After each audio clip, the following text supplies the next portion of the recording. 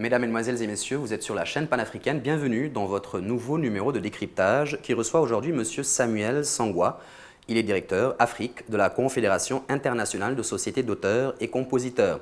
Avec lui, nous parlerons de droits d'auteur et propriété intellectuelle. En Afrique, ces questions cristallisent les frustrations des artistes, en particulier ceux musiciens qui se disent victimes de la piraterie. Comment collecter et répartir les droits d'auteur ? Le système de la copie privée qui consiste à instaurer une taxe sur les matériels de reproduction ou d'utilisation des œuvres comme les téléphones et ordinateurs est-il la mieux panachée?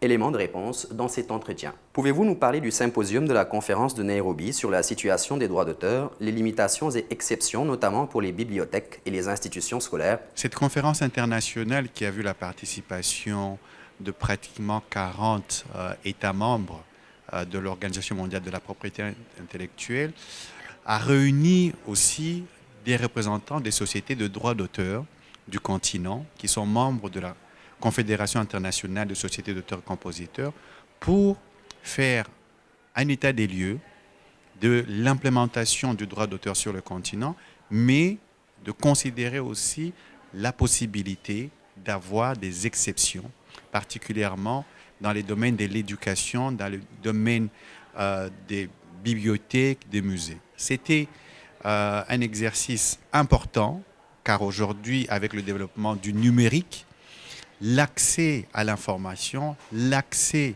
aux œuvres, l'accès aux données devient capital, facile. Néanmoins, pose la question de la rémunération qui est due aux créateurs de contenu qu'on retrouve dans ces différentes institutions. Donc, il était important d'avoir une position, d'avoir une ligne qui est celle de l'Afrique.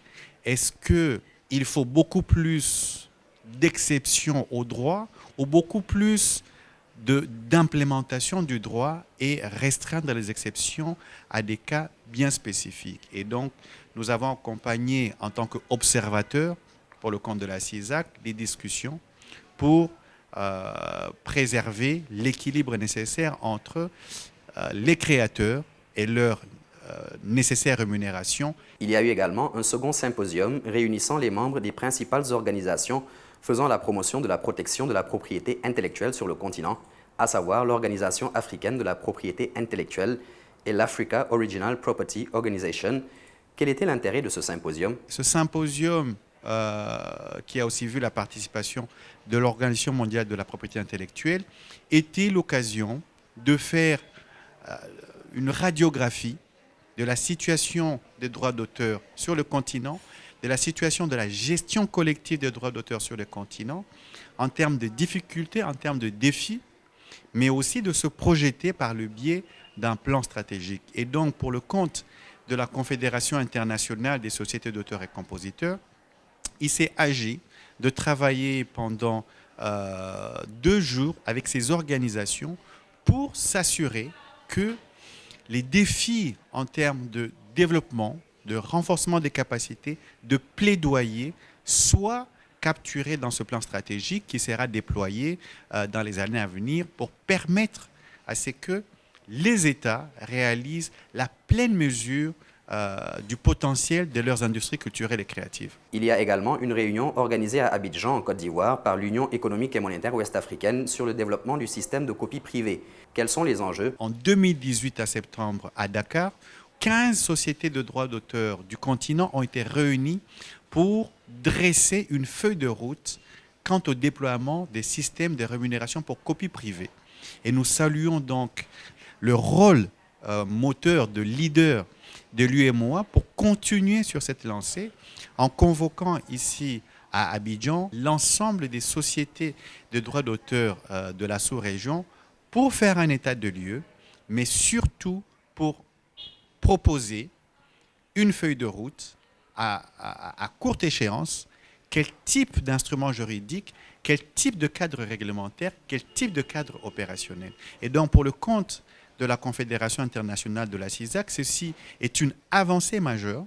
L'ensemble des pays qui se trouvent ici appartiennent à ce que la CISAC considère comme étant des pays à fort potentiel d'implémentation à très court terme de la rémunération pour copie privée. Quel niveau devrait avoir cette rémunération quand on sait que dans nos pays, les populations n'ont pas beaucoup de moyens financiers? Cela ne va-t-il pas renchérir le coût d'acquisition de ces appareils pour consommer la culture? C'est l'un des argumentaires qu'on oppose souvent au déploiement de la rémunération pour copie privée, c'est-à-dire le prélèvement de cette collecte sur les dispositifs qui permettent la copie des œuvres pourrait entraîner une inflation des prix. Et la CISAC, en 2017, a fait une étude mondiale sur les systèmes juridiques, les systèmes opérationnels en termes de rémunération pour copie privée. Et sur le continent, sur les 54 États, il y en a au jour d'aujourd'hui 8 qui implémentent la rémunération pour copie privée. Nous avons des pays tels que l'Algérie, le Maroc, la Tunisie, le Burkina Faso, le Botswana, le Ghana, le Cap-Vert. Et dans ces pays, il a été démontré que l'introduction de la rémunération pour copie privée n'a entraîné aucunement la cherté des produits tels que les téléphones portables, les cartes mémoire. Par contre, ce qui est central, c'est la rémunération compensatoire qui est due aux créateurs.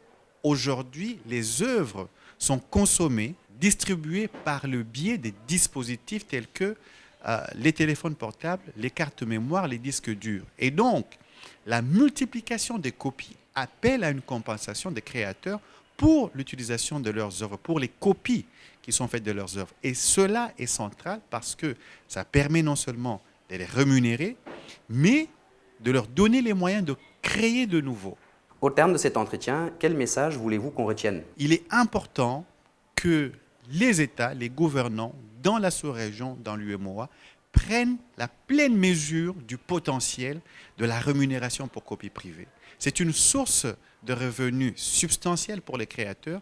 C'est un secteur porteur de création d'emplois. Il nous faut aller assez rapidement vers le cadre législatif, les cadres réglementaires et opérationnels qui permettront à ce que la rémunération pour copie privée devienne une réalité, un quotidien pour les créateurs de la sous-région.